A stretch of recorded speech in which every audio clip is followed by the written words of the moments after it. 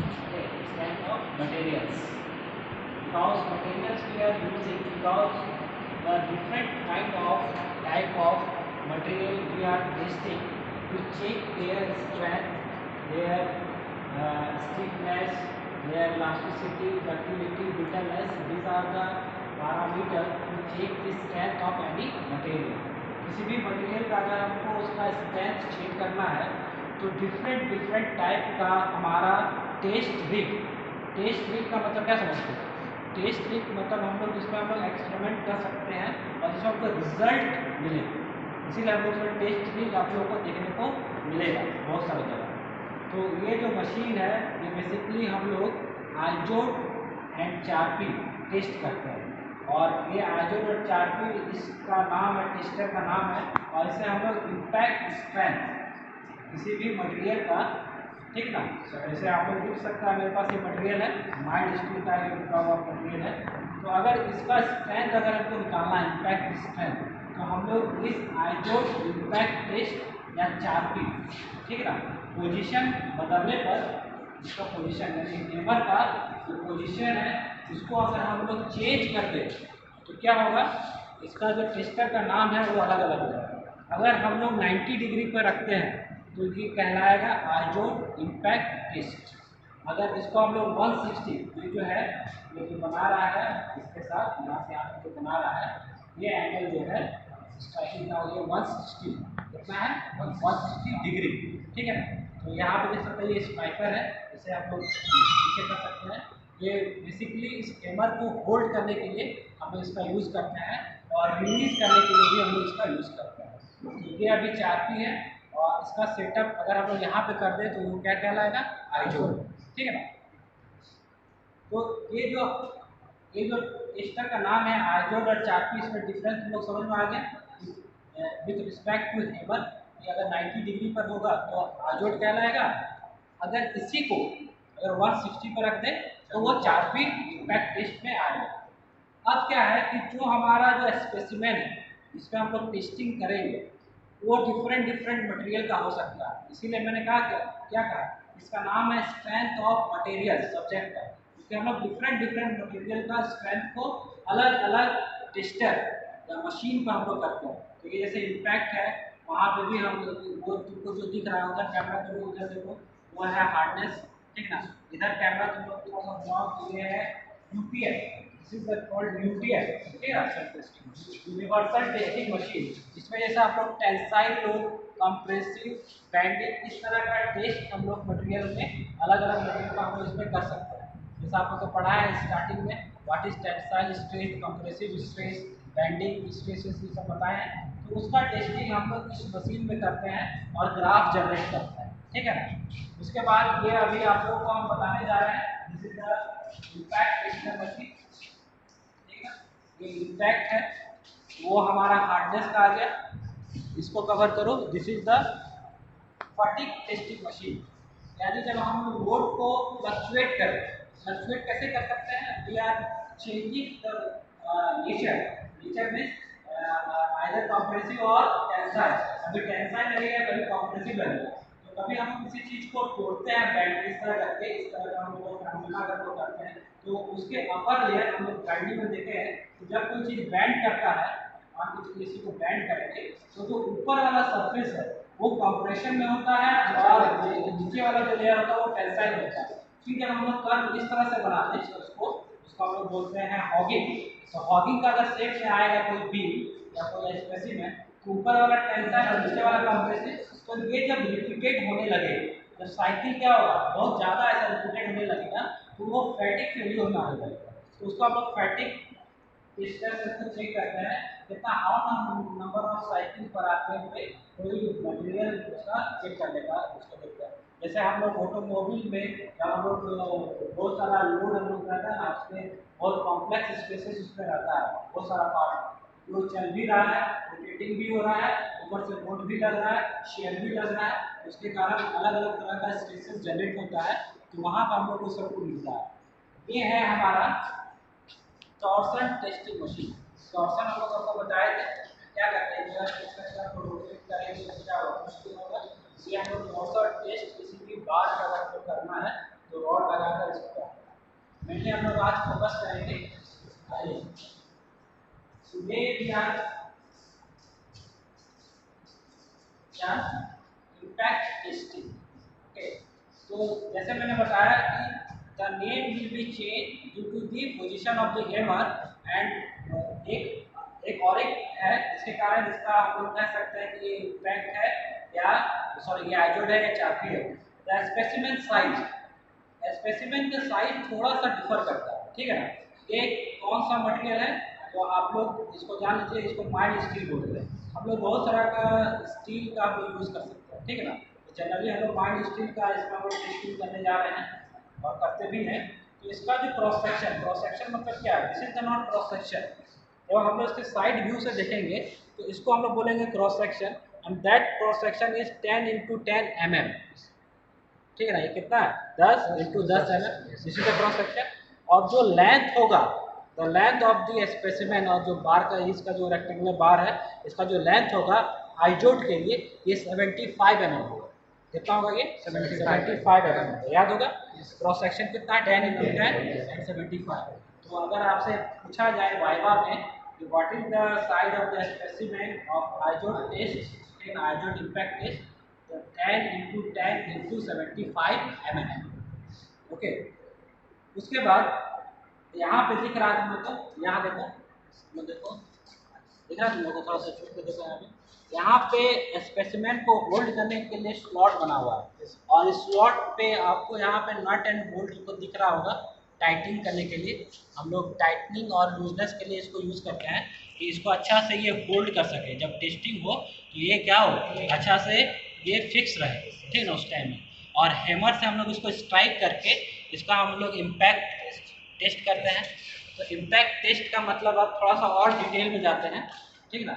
Impact energy या testing में क्या करते हैं हम लोग मटेरियल का टफनेस को चेक करते हैं, ये कितना टफ है। बहुत सारा पैरामीटर होता है स्ट्रेंथ का किसी भी मटेरियल का, जैसे आपको डक्टिलिटी पढ़े होंगे, इलास्टिसिटी पढ़े होंगे, ब्रिटलनेस पढ़े होंगे, मोबिलिटी पढ़े होंगे, ठीक है ना, और स्टिफनेस पढ़े होंगे। उसी तरह यहाँ पे टफनेस आपको टफनेस हार्डनेस, ठीक है ना। तो टफनेस में क्या होता है, टफनेस का मतलब ये है कि कोई भी मटेरियल प्लास्टिक स्ट्रेंथ या प्लास्टिक बॉन्ड पे जाने से पहले कितना एनर्जी एब्जॉर्ब कर सकता है, the ability of the material to absorb energy, ठीक है ना।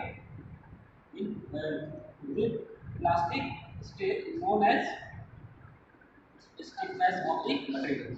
तो स्टिफनेस मतलब कि कितना एनर्जी कंजर्व कर सकता है, एब्जॉर्ब कर सकता है टूटने से पहले, ठीक है। प्लास्टिक स्टेट में आ जाएगा तो इसका मतलब क्या है, वो समझो कि फेल्योर है।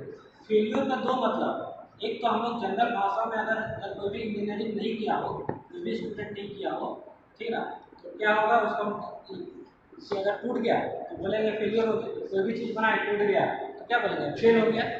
बट इन इंजीनियरिंग और स्ट्रेंथ ऑफ मटेरियल्स में आप लोग को हम प्लास्टिक डिफॉर्मेशन बताएं।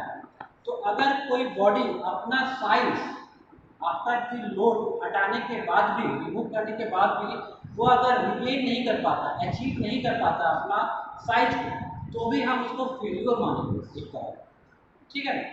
तो ये भी जान लीजिए। तो क्या होगा कि अगर ये एनर्जी एब्जॉर्ब कर लेता है, ठीक है ना, प्लास्टिक टूटने से पहले, उसका बहुत टफनेस मिलेगा। तो कितना एनर्जी एब्जॉर्ब करेगा ये हमको कैसे पता चलेगा, थोड़ा यहाँ पे आ जाओ। देखिए ये आप लोग को दिख रहा होगा, यहाँ लिखा है आइजोड इम्पैक्ट टेस्टर। तो यहाँ पे आइजोड और चारपी दोनों ही है। इसको बोलते हैं एनर्जी स्केल। इसको क्या बोलते हैं, एनर्जी स्केल। और तुम लोग दिख रहा होगा ये एनर्जी स्केल में एक इधर में कुछ स्केल बना हुआ है और कुछ इनर रेडियस पे, एक आउटर पे एक इनर पर। तो ये जो इनर वाला तुम लोग देख रहा है 0 से 164, ये आइजोड टेस्टर में हम लोग यूज करते हैं। और बाहर वाला जो दिख रहा है, आउटर वाला जो दिख रहा है जो 0 से लेकर 300 है, ये हम लोग चारपी के लिए देखते हैं, ठीक है ना। ये बनाया गया स्केल है, ठीक है ना। तो अभी आप लोग देख रहे होंगे, पहले इससे पहले हम लोग निकालते थे कैलकुलेशन करके, आजकल बहुत इजी हो गया है, स्केल आ गया है तो कितना एनर्जी एब्जॉर्ब कर रहा है हमारा मटेरियल, ये हमको सीधे स्केल से ही पता चल जाता है। और ये है स्केल, दिख रहा है ना। तो इसको हम लोग क्या करते हैं, सेटअप करते हैं और हम लोग ऐसे नहीं देखेंगे, हम लोग इसको सामने से एकदम देखेंगे और स्केल लगा के कि ये इस लाइन को सही इस तरीके से लगा हुआ है कि नहीं, ठीक है ना। स्केल का हेल्प करेंगे और यहाँ पे हम लोग रखेंगे इस तरह से कि ये सही जगह पे रखा हुआ है कि नहीं, मतलब ये और इसका इंडेंटर मैच करना चाहिए, ठीक है ना। तो इससे हम लोग परफेक्ट इसको कर लेंगे और जब हम लोग रिलीज करेंगे तो यही जो है इस स्केल को आगे की ओर बढ़ाएगा। तो यहाँ तुम लोग देख सकते हो कि इसमें कुछ डिवीजन बना हुआ है और तो प्रत्येक division each division having 2 joule यहाँ लिखा हुआ, यानी लिस्ट काउंट अगर पूछा जाए, लिस्ट काउंट मतलब क्या, मिनिमम डिवीजन में कितना हम लोग लिस्ट काउंट पढ़े हैं, ठीक है ना, पढ़े हो गए आप लोग वर्नियर स्केल में कि MSD माइनस BSD, ठीक है ना। तो यहाँ पे तो वैसा नहीं है, और यहाँ पे जान लीजिए जो 1 डिवीजन में जितना एनर्जी ये कंजर्व करता है ये इसका लिस्ट काउंट कहलाएगा। तो एक डिवीजन में अगर 2 जूल इसमें एब्जॉर्ब करने का कैपेबिलिटी है स्केल में, तो हमारा लिस्ट काउंट क्या हो जाएगा, 2 जूल 2 जूल होगा, ठीक है ना। उसी तरह इसमें भी उतना ही है, 2 ही जूल है, बट जो एनर्जी इसमें होता है वो 300 यहाँ पे कर सकता है मैक्सिमम, और आइजोट पे कितना कर सकता है, इम्पैक्ट कैपेबिलिटी कितना है, इम्पैक्ट एनर्जी का कैपेबिलिटी कितना कर सकता है माइल्ड स्टील के लिए, या इम्पैक्ट में 164 बोल सकते हैं, और 4P में हम लोग 300, ठीक है ना। और इसका यूनिट क्या है एनर्जी का, जूल, इसमें भी जूल है, पूछा जा सकता है कि what is the unit of joule ये एनर्जी, ओके। तो ये समझ में आ गया बेसिक, इसको हम लोग स्केल बोलते हैं, एनर्जी स्केल बोलते हैं, ठीक है ना। तो ये रहा सेटअप। अब थोड़ा सा हैमर के बारे में थोड़ा सा जानते हैं, ठीक है ना। ये हैमर दिख रहा है ना, तो अगर गौर से देखो जरा, इधर आ जाओ, अगर गौर से देखो इसमें एक प्लेट लगा हुआ ब्लैक कलर का दिख रहा है, ब्लैक कलर का दिख रहा है यहाँ पे, ये एक ब्लेड है।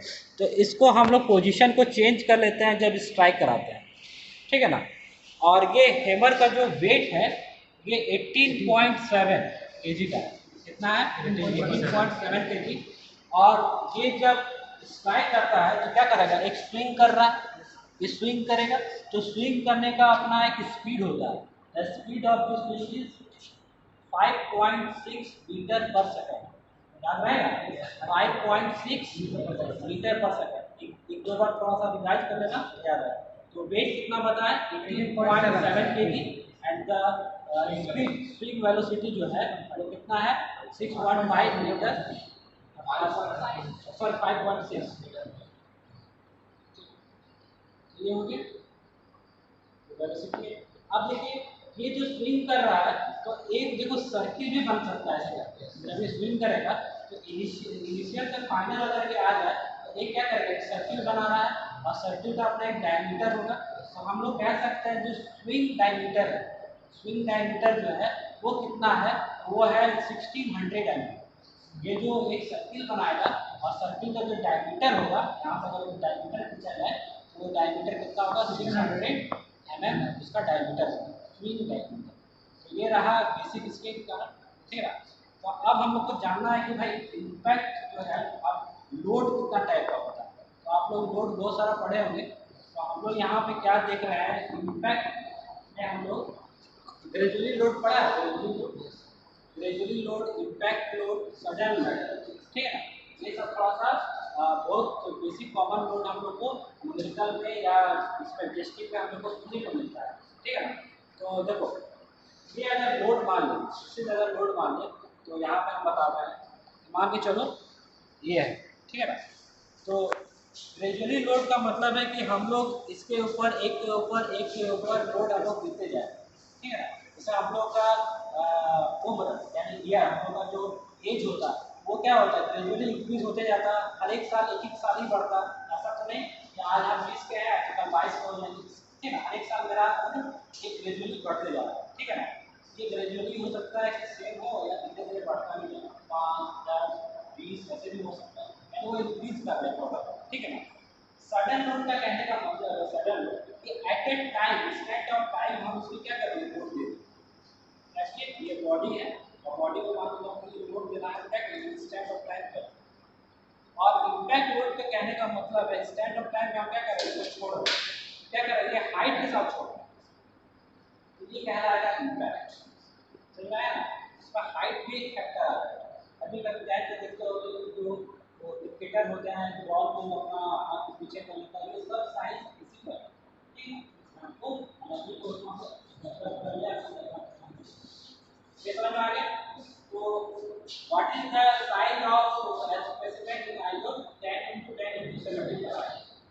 देखो किसी भी चीज को तोड़ते हैं ना तो हम लोग इसमें हम लोग नोच बना, नोच मतलब समझते हैं घी नोच, यू नोच बहुत सारा बनता है, तो हम लोग घी नोच बनाते हैं स्ट्रेस कंसंट्रेशन को लेकर। किसी चीज को देखते होगे, अगर इंजीनियरिंग भी नहीं कर रहे हो तो देखते होगे कोई पेड़ काट रहा है तो कुल्हाड़ी से क्या करते हैं हम लोग भी नोच बनाते हैं, तो वो वहां से टूटे, यानी कम एनर्जी में या जो एनर्जी है उसको आपको एक जगह कंसंट्रेट कर पाए। ठीक है, अपना इफर्ट, तो अपना इफर्ट को हम लोग या जो लोड वहाँ पे स्ट्राइक कर रहा है वो एक जगह कंसंट्रेट हो, उसके लिए हम लोग क्या करते हैं नोच बनाते हैं। और ये जो स्पेसिमेन जिसको दिख रहा है तो हम लोग किसी भी चाहे टॉप से या बॉटम से 28 mm का हाइट लेकर हम लोग नॉच बनाते हैं। और जो डेप्थ होता है भी नॉच का, भी नॉच बनाएंगे तो भी नॉच में ऐसा भी बनेगा, तो जो एंगल होगा वो क्या है, वो एंगल होगा 45 और जो डेप्थ होगा नॉच का वो होगा 2 mm, याद रहेगा। जो नॉच है वो 28 ऊपर या नीचे mm होगा। ठीक है, झारखंड है तो हम लोग का 28 आ जाएगी, तो उसका भी लेंथ 28 याद आ जाएगा। ठीक है, 28 mm और डेप्थ कितना होगा 2 mm और भी नॉच 45 डिग्री का बनाना है। फिर यू नॉच भी बनता है और हम लोग भी नॉच बनाना है। ठीक है, तो ये समझ में आ गया, ये नॉचिंग कर लिए। अब तो नॉच करने से क्या होगा, जब टूटेगा तो एक्चुअल कितना एनर्जी इसको लगा टोटल ये कितना ये ऑब्जर्व ये कितना एब्जॉर्ब कर लिया, कितना ये एब्जॉर्ब कर लिया टूटने तक पहले, ये हमको ये एनर्जी स्केल बता देगा। और आइजोन के लिए कितना होता है मैक्सिमम 164, अगर ठीक है इधर से देखो इसको बता 164 है, समझ आ गया ना। और 4 में कितना है 300, ठीक है, थोड़ा सा इधर आओ। तो ये सारा चीज समझ गया, बेसिक चीज आ गया। अब हम लोग को इसका स्पेसिमेन बनाना, और एक चीज आप लोग को चार्पी का बता दिए, चार्पी का स्पेसिमेन भी बता देता है। चार्पी का स्पेसिमेन जो है ना उसका साइज होता है, क्रॉस सेक्शन तो वही होता है, जो लेंथ होता है वो 55 होता है, क्या होगा 55, ठीक है। तो चार्पी का क्या है 55 और आइजोन का कैसे याद रखेंगे, याद रखने का हम ट्रिक बनाए हैं आपके लिए।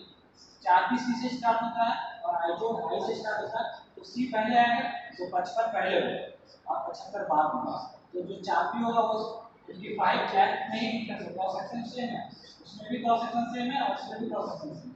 तो ये हो गया हमारा क्या, सी अगर चार्पी है तो 55 और उसको 75 को 65 को जब याद रहेगा। नॉच वही भी नॉच वही बनाना है, हेमर का वेट चेंज नहीं होगा, इसका जो स्पीड है वो भी चेंज नहीं होगा, इसकी जो हाइट है वो भी कम है, ज़्यादा डिफरेंस कुछ देखने को नहीं मिलेगा। अप्रोक्सीमेट आपको 5.6 मीटर पर सेकंड रखना है, डायमीटर वही होगा, दूसरी उसी जगह से ये 1600 सोलह चैनल, ठीक है। तो हम लोग इसका स्पेसिमेन को बनाना है उसमें। और एक चीज देखो इधर आ जाओ, यहाँ पर तुमको एक चीज और दिख रहा है, तो ये क्या है ब्रेक का काम करता है ये, ठीक है ना। कि जब ये हैमर को हम लोग जब रिलीज करेंगे, जैसे इससे हम लोग रिलीज करेंगे स्ट्राइकर से, तब ये क्या करेगा, इसको स्ट्राइक करने के बाद ये और मूव करेगा, ठीक है ना, ऑसिलेट करेगा ये क्या है यहाँ पे फिक्स है, ठीक है ना। तो फलक्रम टाइप का ये क्या है यहाँ पे इस तरह से ऑसिलेट करेगा। तो जब ये ऑसिलेट करेगा तो ये बहुत टाइम तक, सेवरल टाइम तक अगर ऑसिलेट करे तो हम लोग का टाइम कंजप्शन ज़्यादा हो जाएगा, टोटल हमको वेट करना पड़ेगा कि कभी रुकेगा तब हम स्पेसिमेन को निकालेंगे और नेक्स्ट हम लोग करेंगे। तो इसके लिए हम लोग यहाँ पर ब्रेकर का यूज़ किया गया है। तो ये पैड का हम लोग को यहाँ पर पैड लगा हुआ है, तो जैसे ही ये जैसे ही करेगा तो हम इस पैड को उठा देंगे, ठीक है। तो नेक्स्ट बार जब ये जाएगा स्विंग करके तो वहाँ जाकर फंस जाएगा, तो आराम से इसका स्विंग को हम लोग अपने टाइम के हिसाब से रोक सकते हैं, तो हम लोग जल्दी और टाइम को हम लोग बचा सेव कर सकते हैं। तो ये all about Izod and Charpy. Any doubt to anyone कि किसी तरह का कौन सा मटेरियल है ये माइल्ड स्टील है। आइजोन उसमें हैमर का एंगल कितना होता है 90 डिग्री, चार्पी में 160 डिग्री, एवरीथिंग इज क्लियर। इसको स्केल है 1 डिवीजन कितने का है 2 और चार्पी में उसमें भी 2 डिवीजन। इसमें कितना एनर्जी कैपेसिटी है 160 और इसका कितना है इम्पैक्ट कैपेसिटी इसमें 300 और इसमें 164 जूल, ठीक है। और इसको आराम से डन करना है। और आप लोग अपना जो भी है सेफ्टी जो है वो अपना रखना है, टाई वगैरह है तो उसको खोल देना है, ठीक है ना।